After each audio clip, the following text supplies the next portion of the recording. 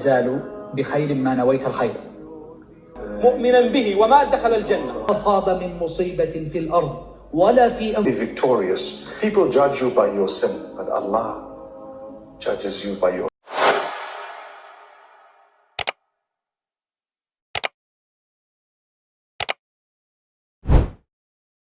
وإن المسلم في مثل هذه الأيام قبل دخول شهر رمضان يستعد لدخول رمضان بشيئين أساسيين. أول هذين الأمرين أن ينوي ويعزم على الطاعة، ولذلك فإن الإمام أحمد قال لابنه عبد الله لما قال له ابنه عبد الله أوصني، قال يا بني انوي الخير فإنك لا تزال بخير ما نويت الخير. يقول ابن مفلح لما نقل كلام الإمام أحمد قال فيا لها من وصية عظيمة من أب مشفق لابنه حوت خير الدنيا والآخرة أو نحو مما قال. فالإنسان ينوي الخير ويعزم عليه، وقد جاء في بعض الأخبار أن نية المؤمن أبلغ من عمله. Berarti sebelum kita masuk Ramadan itu kita jangan lupa untuk berniat, bertekad untuk melakukan ketaatan ya guys ya. Jadi kayak intinya sebelum misalnya masuk Ramadan kita berniat, oh ya aku bakalan misalnya infak atau aku bakalan berbuat baik selama bulan Ramadan, karena niat itu insya Allah udah dikasih pahala ya guys ya. يقول عليه الصلاة والسلام من قال هذا الذكر في الصباح مؤمنا به وما دخل الجنة، ومن قال هذا الذكر في المساء وهو مؤمن به وما دخل الجنة. والله ما يأخذ 30 ثانية معي. اللهم أنت ربي لا إله إلا أنت خلقتني وأنا عبدك وأنا على عهدك ووعدك ما استطعت أعوذ بك من شر ما صنعت أبوء لك بنعمتك علي وأبوء لك بذنبي فاغفر لي فإنه لا يغفر الذنوب إلا أنت. Allah, semoga kita bisa istiqomah ya guys ya يا إنسان يا إنسان الله يقول في كتابه الكريم ما أصاب من مصيبة في الأرض ولا في أنفسكم إلا في كتاب من قبل أن نبرأها. يا أخي لما الهم قبل أن يخلقك الله ويخلق الخليقة من قبل أن نبرأها إن ذلك على الله يسير. اسمع لكي لا تأسوا على ما فاتكم، الذي فات لا تأس عليه. تدري ليش؟ لأنه لو كان لك ما فات، فتأس على شيء ليس لك هو ليس لك. لا تقل لكنني خطبتها وكنت على العتبات وأوشكنا على الزواج لولا كذا وكذا. لا تقل لكنني قدمت أوراقي وظفرت بالوظيفة لولا فلان وفلان.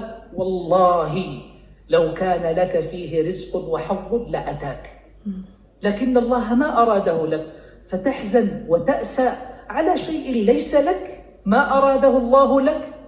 عقيدتنا تقول آمنوا بالله ربا، ولما تقول رضيت بالله ربا أين الرضا؟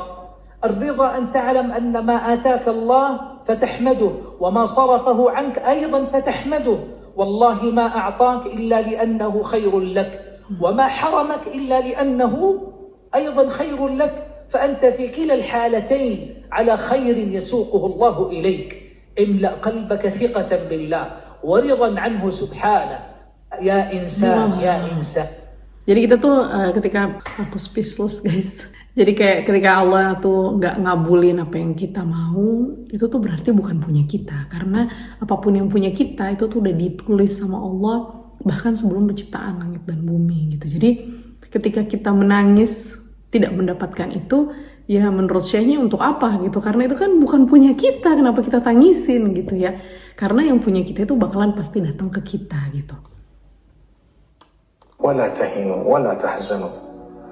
Don't give up and don't be sad. وأنتم الأعلون. You will be victorious. People judge you by your sin, but Allah judges you by your repentance.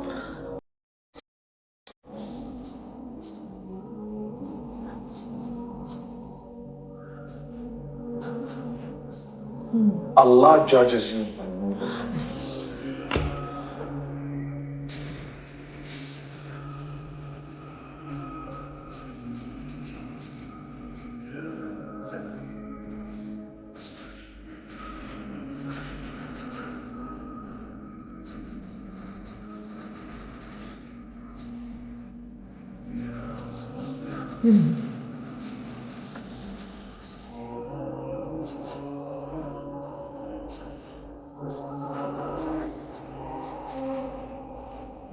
Allah says, Wah guys, ini juga nih, ada nasihatnya ya.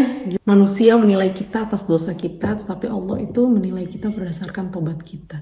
Dan kalau kita udah bertobat sama Allah, ya udah, Allah bilang ya udah selesai. Tapi datanglah setan ini untuk membuat kita ragu. Masa sih kita dimaafin secepat itu, bla bla bla, sehingga kita nggak mau tobat.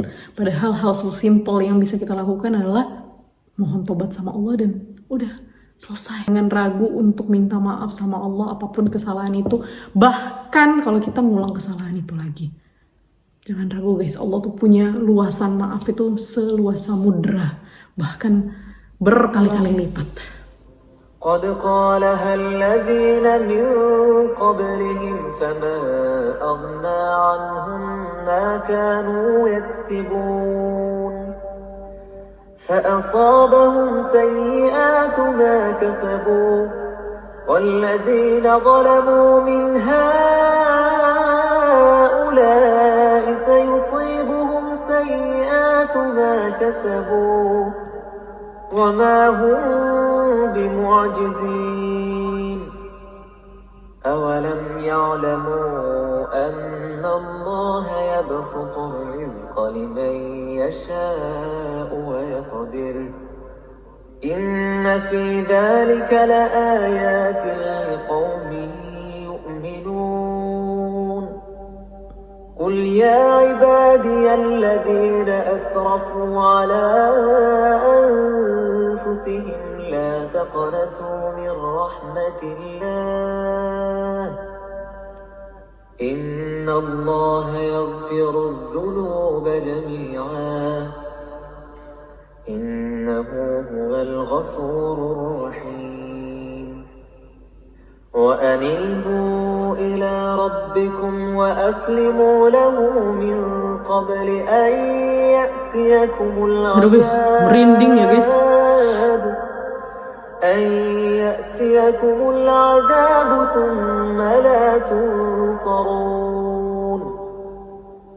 واتبعوا أحسن ما أنزل إليكم من ربكم من قبل أن يأتيكم العذاب بغتة وأنتم لا تشعرون أن تقول نفس يا حسرة على ما فرطت في جنب الله وإن كنت لمن الساخرين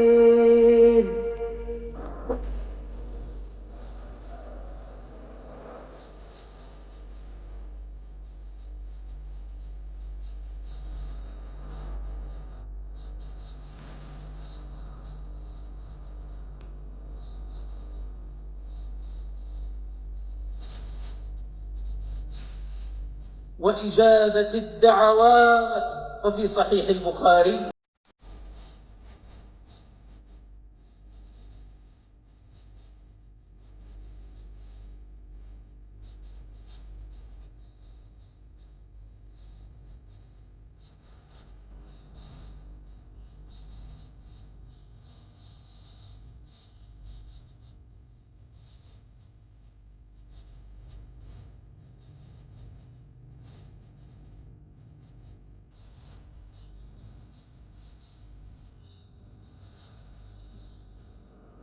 ولا حول. Jangan pernah lupa guys, kalau terbangun di malam hari, ya baca doa ini ya, la ilaha illallah wahdahu la syarikalah, lahul mulku wa lahul hamdu wa huwa ala kulli syai'in qadir, alhamdulillah wa subhanallah wa la ilaha illallah, Allahu akbar, wa la haula wa la quwata illa billah. Karena kalau kita ngucapin ini, kemudian kita mohon ampun sama Allah atau kita doa, itu insya Allah doanya bakalan diterima.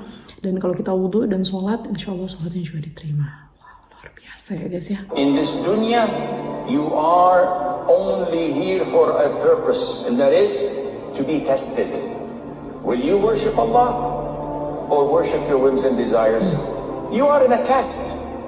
Nobody cares about you. Don't be fooled. No one cares about you. You go to the masjid, you pray, Allah is not gonna benefit from this. It's for you. Yes. You don't come to the masjid, you don't pray, who cares? Everyone Everyone else will go to bed at 10 o'clock and sleep and wake up in the following morning not thinking of you. It's you who's going to pay. And this is why if you want happiness, look for it in the Quran and in the Sunnah and in being a servant of Allah. Wallahi, if you look for happiness anywhere else, you will never find it. In this dunya. Guys, ini nasihatnya ngena semua nih guys.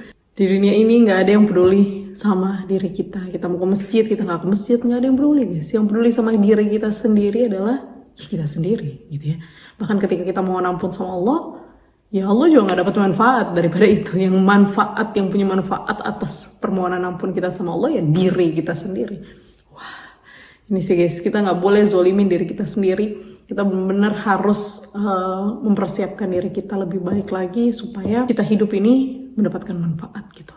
Wah, guys, Masya Allah, Masya Allah, Masya Allah. Ya guys, mungkin itu aja video aku kali ini ya tentang nasihat-nasihat ini yang sangat menyentuh menurut aku.